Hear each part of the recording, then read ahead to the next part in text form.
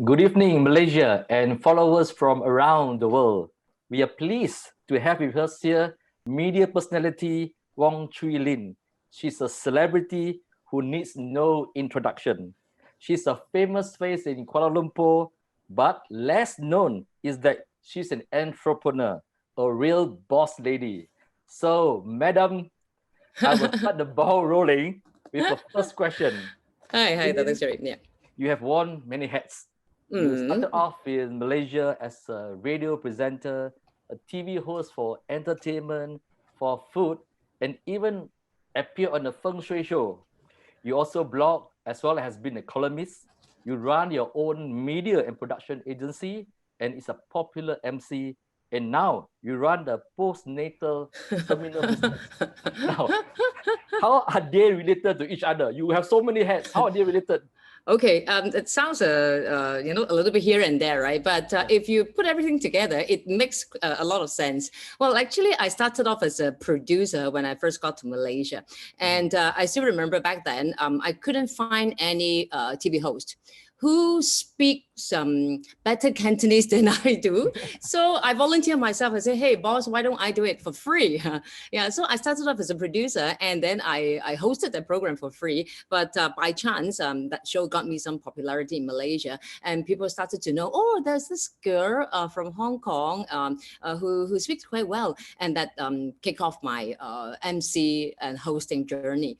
And of course, I continue to produce more shows. And yeah, you're right.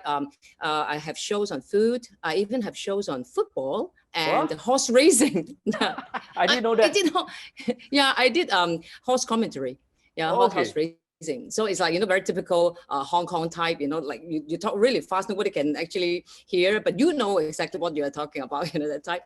And then like you said, feng shui lately. And after that, I started my advertising and marketing firm, AW Communications. So these are all about creativity. And, from nothing to something, from zero value to some values, or probably higher commercial value. Then I use this creativity in training. 7 years ago, I started my soft skill training, and back then I thought is actually quite crucial, quite important in Malaysia. So that's the training business. And again, from those knowledge on paper, you put together a workshop, which a lot of people benefit. And so I again use this creativity to start my postnatal care business. We put all the resources, because resources in postnatal care industry, they're all over the place. So I, again, use my creativity to put things together so that everybody benefit. So after all, these look very unrelated, but because of this word creativity, I managed to put things together. Yeah, so yeah, that's that's why you said I've worn so many hats. But what about this postnatal training? Tell us more about that. Okay, I started this postnatal care business 3 years ago. It didn't come into picture until I gave birth. To be very honest, I didn't have a very good or memorable confinement period. A confinement period means the month, the subsequent month after mommy gave birth, right? Well, I guess it's part of my fault because I took it for granted. I said, okay, since I had confinement ladies and some more, because I gave birth to a pair of twins, right? So I had 2 confinement ladies. So I thought, okay, they will do everything for me. So I don't need to do my homework, but I was totally wrong. So it turned out not very great. The experience wasn't that great. And let me ask you, refresh your memory. Don't put me on a test. Okay, usually how does one find or engage a confinement lady? I think in Malaysia is word by mouth. Well, my wife knows somebody, my mother knows somebody. That's how it works, right? Exactly. Yeah. So this is what happened to me as well. Then you tend to go around and ask your friends, okay, do you have anyone to recommend? Any referral? Then your friend will say, oh, okay, I have a friend who engaged this confinement lady, blah blah blah, and all that. If everything turns out well, it's fine. if you got hiccups or very or disappointment, then you went back to look for the friend. Then your friend said, "Oh no, actually I didn't use her. It's my friends." Terrible. Yeah, and you cannot sack the confinement lady, because if you terminate her, you will have zero help. So that's a lot of mommy's experience. But I was thinking, hey, hello, nowadays with the current technology, why can't we have everything, all the information more transparent? Therefore, our first service was born. It was 28 days.my. So it is actually like Grab. We grab confinement ladies online. Yeah, seriously, yeah. So we went around town and speak to the confinement ladies. They say, hey, we would like to list to you. And nowadays, you go to the site, you can still see, the listing. And we have different confinement ladies with at least a name. Usually, confinement ladies, they don't give you full name, right? Lin Zhe, that's Lin Zhe. So we have full name, their age, year of experience, and the expertise, area service, blah blah blah. Everything transparent, with or without certification. So it's much easier, for mommies to go and look for the confinement ladies. So that was how this postnatal care business started. And we're still running it, but not as active as we expected.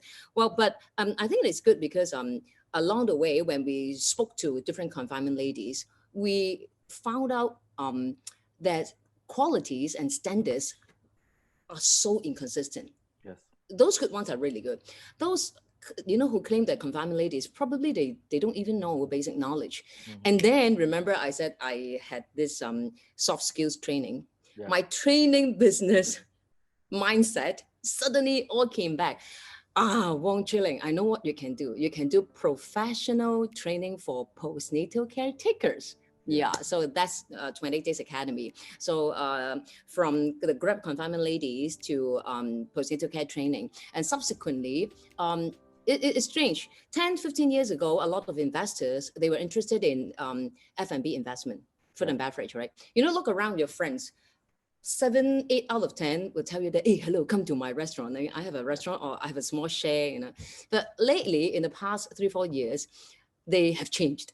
A lot of investors, a lot of capitals, they are interested in confinement center investment. Maybe they heard of the the packages. Wow, easily in Klang Valley 18,000, 20,000, and right now in Klang Valley the most expensive package is 58,000 ringgit per 28 days.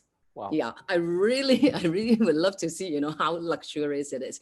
So a lot of people, they thought, it's really profitable and money making. So a lot of investors, and even foreign investors, they're coming into Malaysia, investing in confinement centers.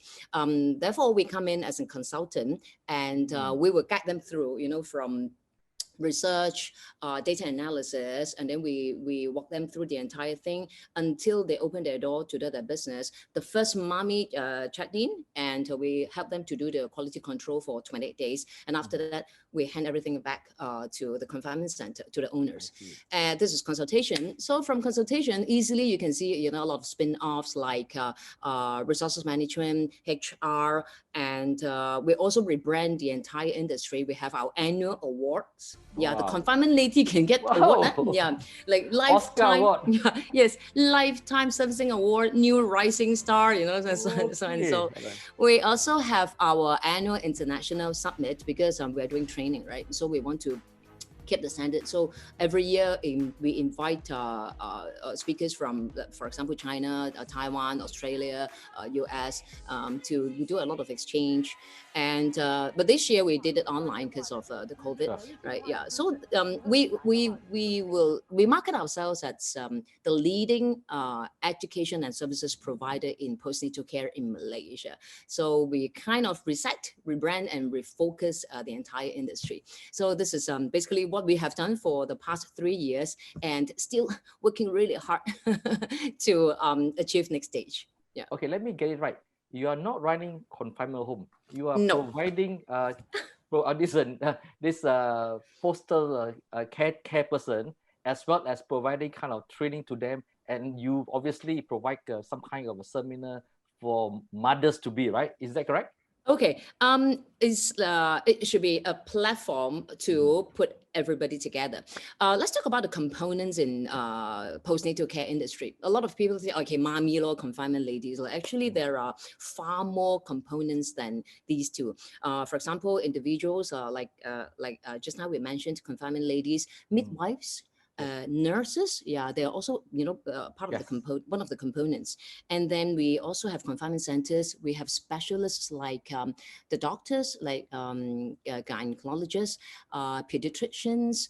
We also have specialists like nutritionists, psychiatrists, lactationist, TCM, and also mommy and baby products. It's easy for them to join the baby fair and then throw cheap prices, the diapers and all that. But the real education part, the most powerful marketing is actually education. So we provide a platform for them, for mommy and baby products and services to meet the right consumers.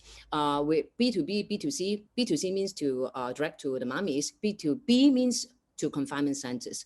And also we have, of course, parents and parents-to-be, and other resources lately, like property developers, because a lot of property developers, they would love to convert their units to confinement home, confinement hotels. So you see there are a lot happening in this industry. But 3 years ago, no one actually tried to put everything together. So our role is to put everybody together, and we also get our hands dirty, as in we started Malaysia Postpartum Care Association. Wow. So we are working closely with the government on the regulations and policies and stuff.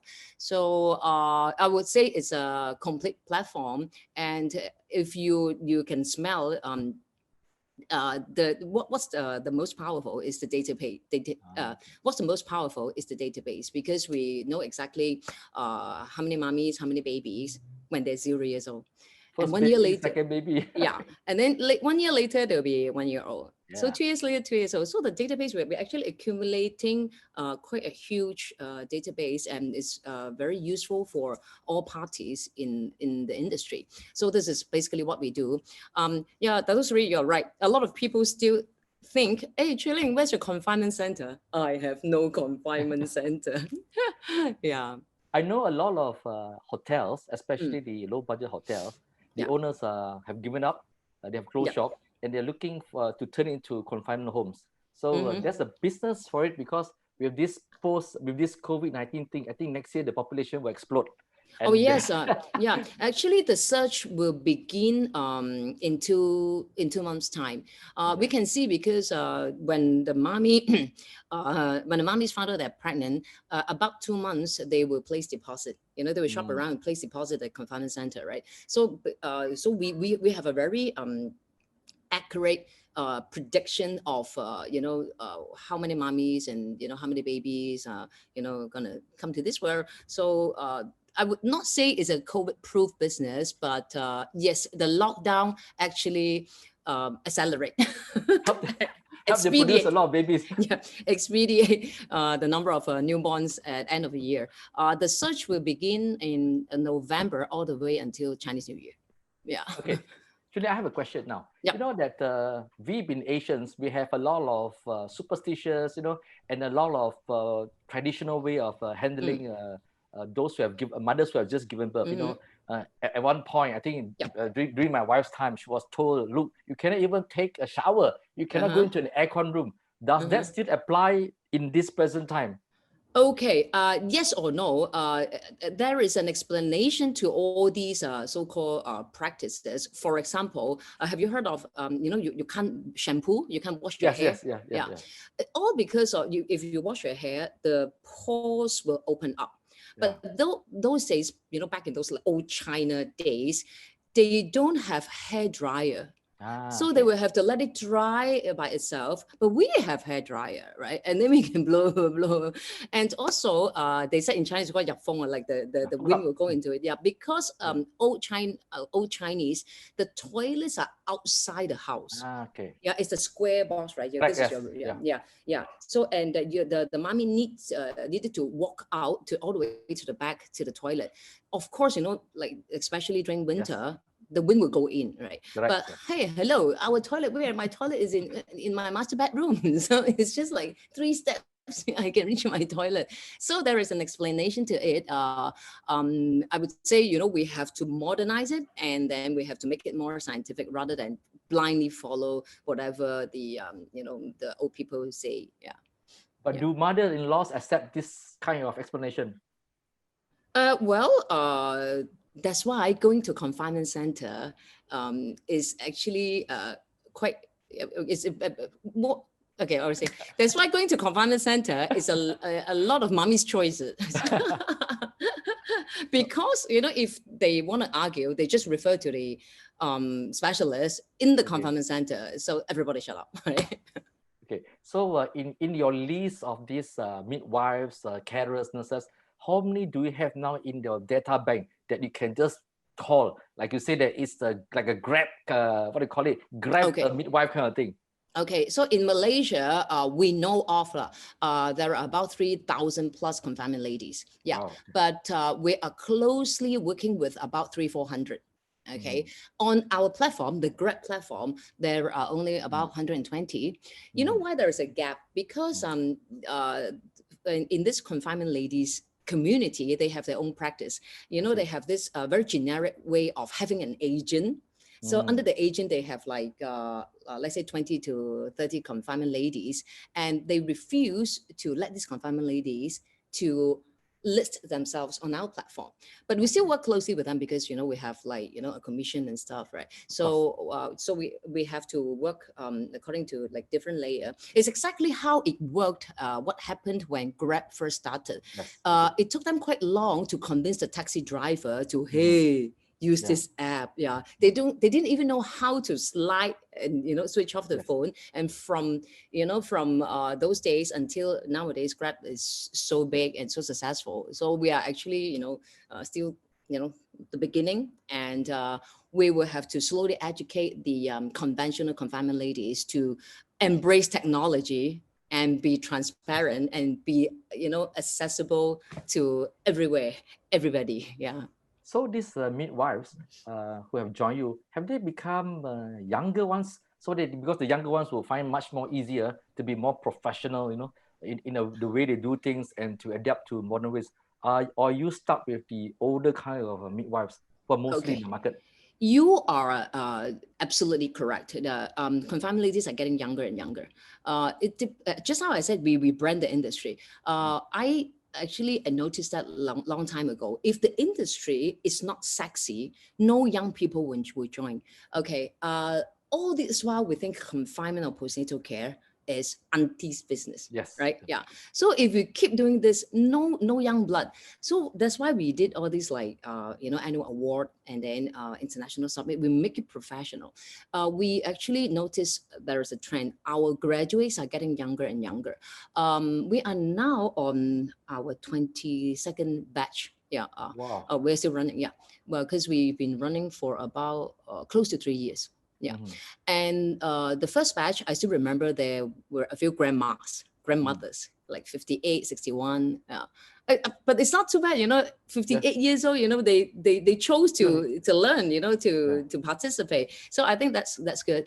But subsequently, our youngest, you take a wild guess, our youngest graduate, how old is she? 18? About there, 19. Okay. 19, yeah. But of course, she is not interested in being a confinement lady. A lot of young people in their 20s or late 20s, they're more to they're from smaller town, and then they plan to start a confinement center with the parents' capital. Okay. So they don't need to do everything hands-on, but they have to know the business, and they have to know who to employ, who are the good candidates for certain positions in the confinement center. So yeah, our graduates are getting younger and younger. And now on average is about late 20s, early 30s. So do they have to be do they need to be nurses before, or what kind of qualifications do they need to be a confinement lady? Actually, no specific qualification. For mummies, I think it's easier because you have the experience of taking care of your own newborn infants or kids. But we do have single ladies. The first question being thrown to me is, hi, Wong Chui-ling, I am a single. Okay, hey, Wong Chui-ling, I'm single. I'm not married yet. I don't have experience in the, taking care of kids. So in the future, if my client question me, challenge me, what should I say? How should I tackle this problem? So I gave them a very good example. Okay, whose gynae is male? My gynae is male. Yeah. He would not be able for the entire life, to have the experience in giving birth. But why can he deliver for you? Because he is professional. Yeah. So what you need to do is, you have to make yourself professional. Then no one will question you. Yeah. So in terms of food preparation, okay, I know the confinement ladies, they also have to prepare the food, nutritional food. And for Asians, are there again any kind of taboo which you should stay away from? Or if you go to a Western doctor, they say you can eat anything you want, right? Yeah, in Chinese, yes, we do have. The 28 days is actually, the 1 month is divided into 4 stages, 4 phases. For example, the first phase is to remove the toxic, remove the old blood or whatever. So during the first week, you are supposed to eat more in certain type of food, and you're not supposed to take too much those reconditioning food, like in Chinese we call bo. Okay, the bo won't happen during the first week. Is you have to get rid of the toxic whatever waste you have, and then you have to recondition. And towards the end, during the 4th week, this is the how you eat all the nutritious food to strengthen your body. So we still follow that one. And again, from those taboo, we have scientific explanation to it. So professional. Yeah, I know that for many confinement ladies, they fetch a very high price in UK or in US, especially among the Chinese community there, and they pay a high price for this. If there's a referral for you to say, look, there's someone in UK or US or Australia who wants this confinement lady, can you handle it? Yes, we do. We did a few for London, for mummies in London, and Australia is, of course, day in, day out, we have a lot of requests. I mean, before the lockdown. And then the furthest we did was Middle East. Usually they are Malaysian or Singaporeans who have settled down or on an contract package. So usually these people, when they hire confinement ladies, they would not hire 1 or 2 months.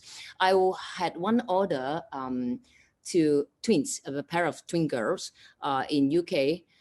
Right away, he said, okay, I want to engage this lady for 6 months. And you know how much? It's 12,000 per month times 6, which is 72,000, right? So they managed to package it at 68,000 for 6 months. So the confinement ladies, you see, exactly for that, because everything all included, including your stay and then the confinement ladies' food. Basically, you just pocket your money, and you have no chance to spend money in London. Probably, after the entire contract, you want to stay behind, to do a bit of shopping and all that. But yeah, once in a while we have, we've seen contracts like this, but not all the time, because it's not a small amount. Yeah. Okay. Besides this business, I know that you run other types of business. Can you share with us? Okay, I have an advertising and marketing firm. It all started from my so-called hosting and producing background. We do a lot of customized A&P campaign for both international clients and local clients. It's actually quite fun, but it's been about 12 years. Yeah.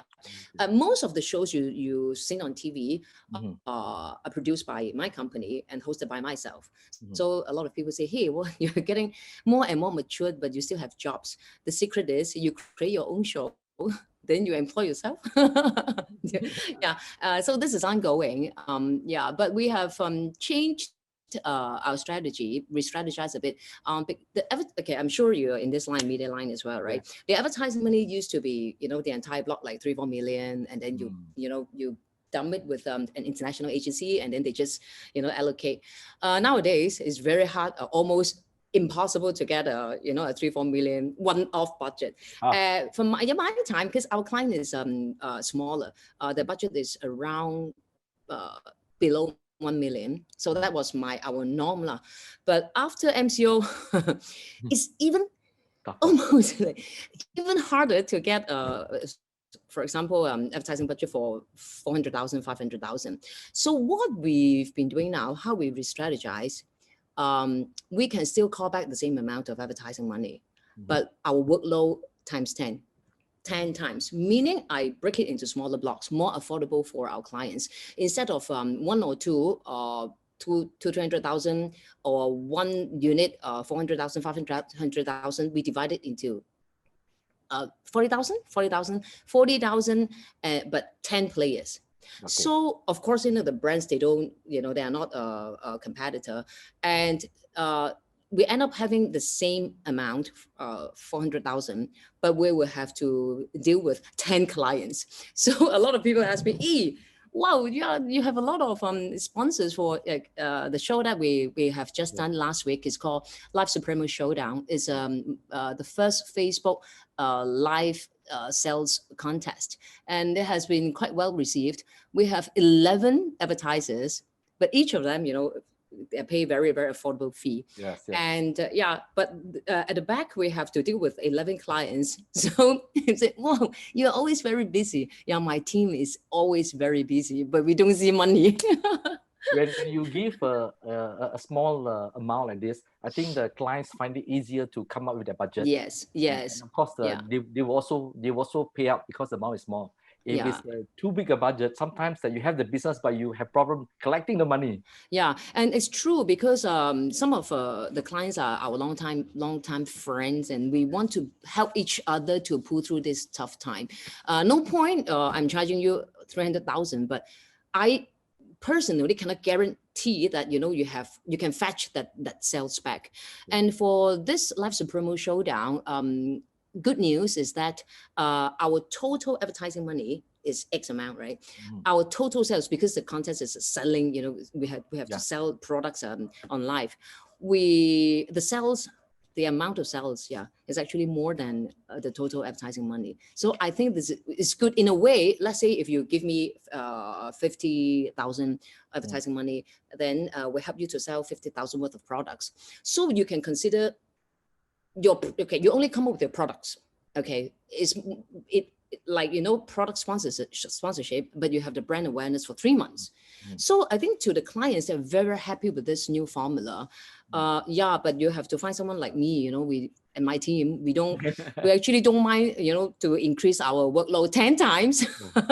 And it's actually quite intense, to take care of so many clients, many products, so many SKU. But we just want to pull through and then put up a very nice show, and everybody's happy. It's good to have money, and also you have jobs to do at this time. A lot of people say, hey, what show is that? I say, no, I just take money out from my own pocket with my partner. Hey, let's try. I think okay, we should go. I mean, the market needs some activities. You cannot say, the market is soft and no advertising money. Actually, advertisers, they want to advertise, but they don't know how to advertise. And how can I talk to my boss, let's say marketing director, how can I talk to my board of director and ask for a 6-digit marketing budget without knowing what's going to happen? But for 30,000, 50,000 is fine for them. They don't mind trying. So I can let everybody know that we have just finished our first one, and the 2.0 is coming up. You know that, Chulin, until I got to know you, I had this impression. I think you have been typecast. I only thought that you only do Cantonese and Mandarin shows. That was my impression. I mean, because your brand is so strong. I watched Astro, I watched elsewhere. So you're always speaking in Cantonese, okay? Or you're sometimes in Mandarin. But very hardly do I see you doing any production in English. Is there a reason for it? No, it's strange because I do all my on-ground events. Okay, I MC all my on-ground events in English. Mm-hmm. Yeah, and everybody came and told me the same thing. I thought you only speak Cantonese and Mandarin. I don't know you speak English. It's so strange, my on-ground events are all in English, but my TV shows and my radio shows, they want me because of my Cantonese. And sometimes if I speak Mandarin, nowadays I can speak pretty okay Mandarin, they would request,你可唔可以講返廣東話? Okay, that's more you. Yeah. So it's strange, it's just, don't know why. Okay, I know that you have been handling so many business, you don't have time, but I was told that recently, okay, that I'm not told, but I was with you. Yes. We signed up for a training class, okay, to be a registered trainer to be with the HRDF. In your case, what made you decided that, okay, I want to be a real qualified trainer? Okay, this question, I think I should ask you this question, right? You're a big boss, you're Datuk Sri. Then I was like, oh, Datuk Sri Wong is my classmate. What an honor. Well, it goes back to 7 years ago. It took me quite a number of years before I started my first workshop that was on soft skills. I feel inferior. Yeah, I feel very inferior because I told myself, hey, I'm not from, mass comm background. I'm not, any sorts of communication background. And if I teach people how to talk, is that okay? But there are so many people who say, hey, Chui-ling, since you've been in this industry for so long, and then you have, you're so experienced and you should share your experience. I was like, are you sure I can do it? So this little thing has been with me until quite some time. I even did attempt to get a doctorate degree in communication in one of the local universities. Yeah, okay. I submitted my proposal, and I was all ready, all out, one day I'll be Dr. Wong. Then at least I feel I'm more qualified because I have a title, I mean, whatever you want to say, I want the title to pump up my confidence, self-esteem, or whatever. Unfortunately, or fortunately, after I submitted my proposal, I found out I was pregnant. So it never happened. End of story. End of story. Yeah, but there are still a lot of, I think, experience counts after your first workshop and then followed by second, and it's been quite a number of years. And I think the recognition is there. So I don't think I will go for the doctorate degree anymore. But there are a lot of inquiries from corporates. So it makes a lot of sense for me to take the HRDF train-the-trainer program. I have always been wanting to do that, but during my radio days, it's almost impossible because it's from 10 to 5, right? So I've only finished radio at 10. So that couple of years with radio gone. And after I left radio, okay, here I am. So lucky to have Datuk Sri as my classmate. In my case, I signed up because during the MCO, I was watching a lot of this webinar, watching nonstop. And then I realized that I could actually share my knowledge and my experience. Like you, I did not study mass comm in university. I actually studied political science, Oh, okay. But it's at least closer, political science. But I'm actually a very disorganized and very chaotic person, I think people who work in the newsroom like I do, before I became a CEO, as a corporate person, I spent all my life in the newsroom. It's very chaotic, It's disorganized because we work according to what happened on that day. You go to an office, you do not know what's going to happen today. And that was the job I was in. And we didn't care about paperwork. And as presenters, somebody did all the languages for you, the nice script for you, and you just read it like a pro, And then I realized that actually I'm a really disorganized person, and I needed to attend this course organized by Rita Krishnan at the Impian Hilang, so that I could structure myself, organize myself into modules, and actually discipline myself. So that was the reason why I needed to be disciplined. I think very true, because out there are a lot of trainers, they are very knowledgeable, they're very good at what they do, but the information, the knowledge are all over the place. You can share bit by bit here and there, but come to think about the participants, do they get what you want to share? If you don't structure it in a proper way, so that the message can be carried across effectively, the fellow will, attend the class, and after that, 1 day, 2 days, I still remember, but next week, so what did I learn? Yeah, so I think that's very important. That's what I learned in the same class with you. Yeah, very structured. But I think at the end of the day, I think it's the experiences and the knowledge that is acquired through decades, that will help the most. I think the people is there to show that you have gone through a certain kind of training, but nothing beats experience. So in your case, you have fantastic experience. You have great stories to tell. And I think that you will make a very good trainer. Now, one more question, because this is related. I was looking through your resume. It says that you studied at the Hong Kong University of Science and Technology. What did you study? Back then, we call biochemistry, but actually I am I did genetic engineering. Wow, genetic engineering. Yeah, so while 3 years in, it's serious. I worked in the lab as a lab assistant during my uni days, and our lab specialized in altering the DNA of microorganism to produce drugs. Wow. So this is what the lab did, and then I was with them during my 3 years study, and I also worked as a lab assistant. And then my final thesis was about food technology. Okay. Yeah. So I manipulated DNA. So you were playing with lab rats, huh? Yeah. Okay. So I always have this joke.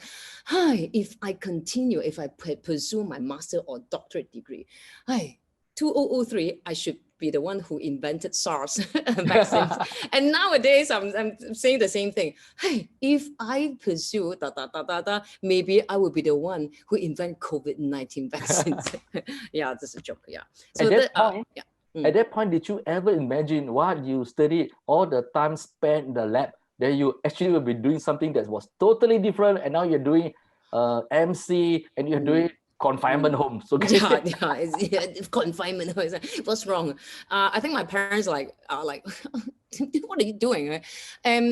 I was planning to really be a scientist, because I dreamt of to be a scientist. One day I got my patent. Wow, father law, no need to do. So that was my dream when I was young, and I was pretty good in analysis. Like running all the DNAs and stuff. So I think I have never imagined. But come to think about it, when you start looking back, there was one stage in my life that is closely related to what I do. I still remember when I was primary 1, I was chosen to represent the school to do solo verse speaking. Okay, so I hated that the most, because I got to go to school early to practice, where all the friends are out there playing hide and seek. I didn't get to take part, and I have to stay behind for practice, and I really hated that. So sometimes I went home, I asked my mom, why did the teacher choose me? Because I don't want to do it. And it's like, lemon is sweet and sour, that kind of thing, right? So, and it was good of 6 years, from primary 1 to primary 6. And after that, I got to Form 1. Oh, ridiculous. I don't need to irritating things. But one big round, when I grabbed my microphone, a lot of people asked me, how come you don't have stage fright? And that experience came all back. Like, oh, now I understand. That was a very, very good training since young, that I speak in front of a lot of people. And it's not in a group, is solo verse speaking. So that helped a lot. Well, everything looks like, it's meant to be.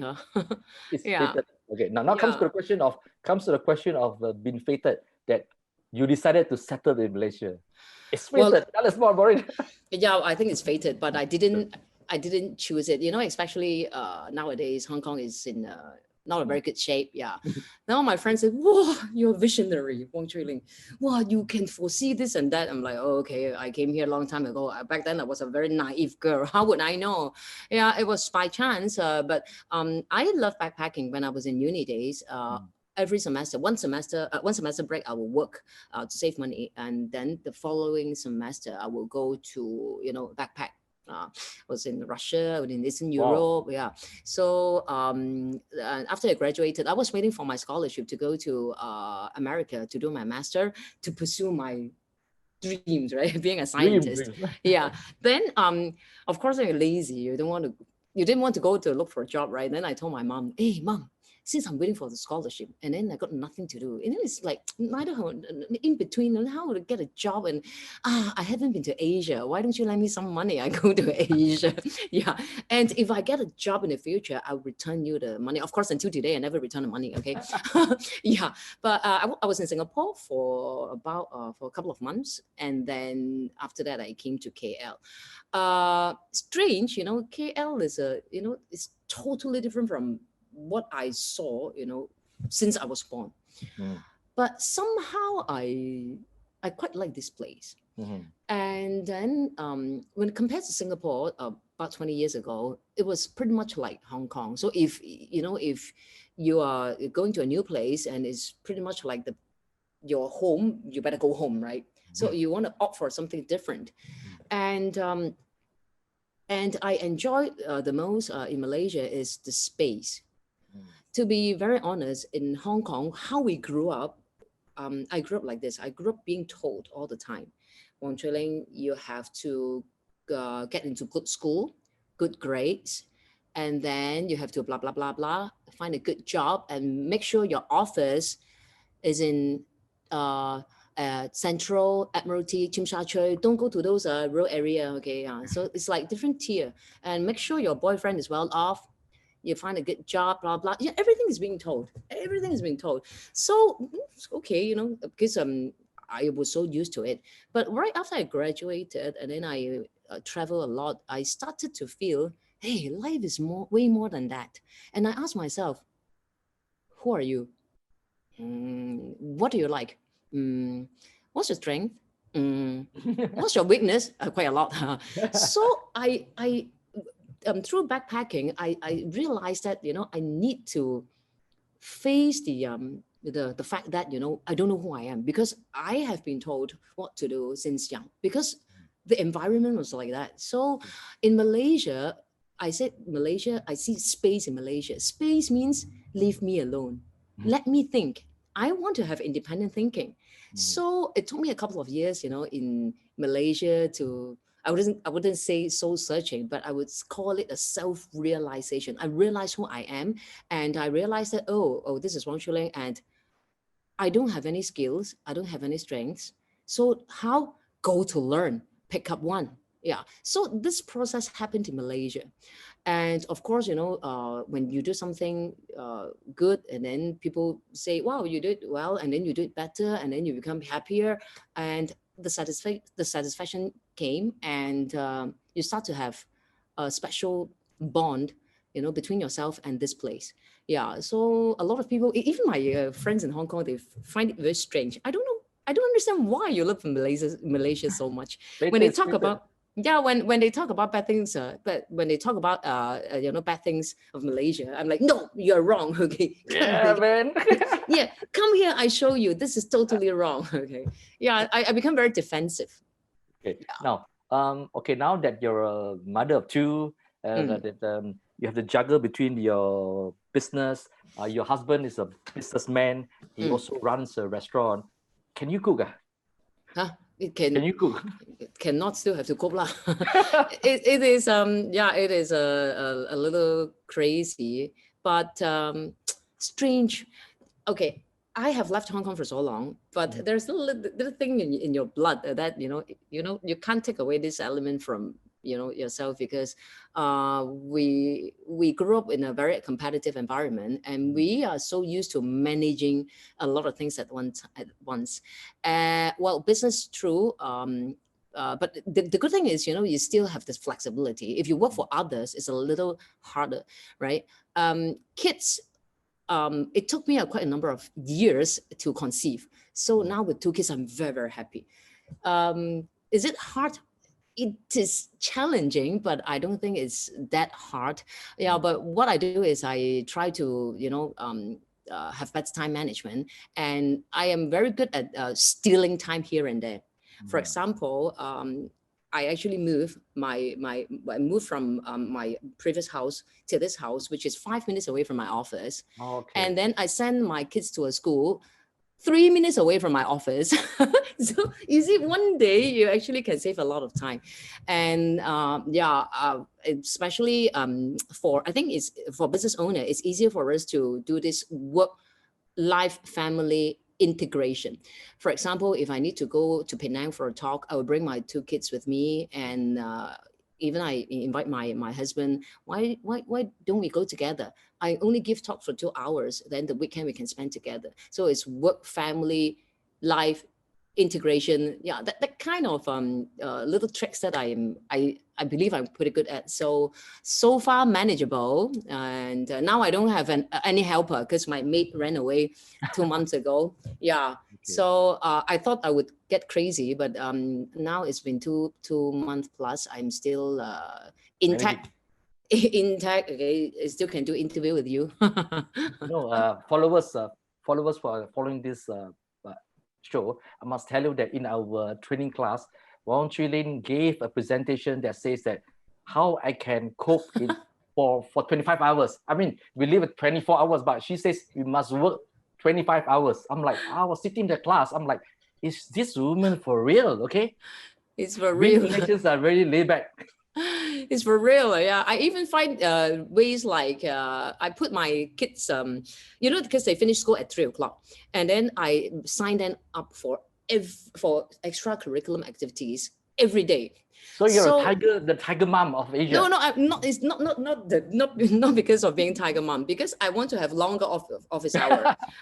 So if they finish at 3, then I will have to leave office at 2 something, right? If now with extracurriculum activities, they finish at 4:15, so I can have 8:30 in the morning until 4 o'clock in the office, which is close to 8 hours. I have my lunch in office, so I can, settle all the problems, and then, have meetings with the team, go to meet my clients and stuff. So, so far it has been quite okay. Okay. Before we wrap this up, since you have been so defensive for Malaysia, we are really proud to have you with us. Now, we need you to do a job as an ambassador for Malaysia. Okay. Now, what would you tell your friends in Hong Kong why they should buy a home in Malaysia? Because we're going to sign you up as a consultant for many of the housing developers who are watching this show, okay? Okay. Malaysia. Why should they stay in Malaysia and buy a home here? Malaysia is full of choices. Okay, you can choose to live in your own way. Yeah, there are a lot of countries or cities, and you tend to follow the the so-called default way. If you do this A and B, follow this formula, then you are considered successful. But in Malaysia, you have a lot of choices. Choices are everywhere. You can, from property to your lifestyle, food, language, people, business, a lot. It's very flexible in a way that, okay, why human beings are happy? Why everybody wants to be rich? Because you have freedom to choose. Now you don't need a lot of money, but you have the freedom to choose. You have a lot of choices for me. Whether I choose or not, okay, it's up to me. But if I don't have a choice, that's sad. But in Malaysia, we are full of choices. So I think I'm a very good walking testimonial, living happily with my family in Malaysia. So you guys, you have to give it a try. Thank you so much. Now I'm going to hand you back to your husband, hand you back to the kids. Thank you for spending time with us tonight. I appreciate it very much. Okay. Thank you. It's my honor. Thank you. To all my followers, please like, follow, and share RealChunWai. Thank you. Thank you, Dr. Sri. Thank you very much. It's my honor.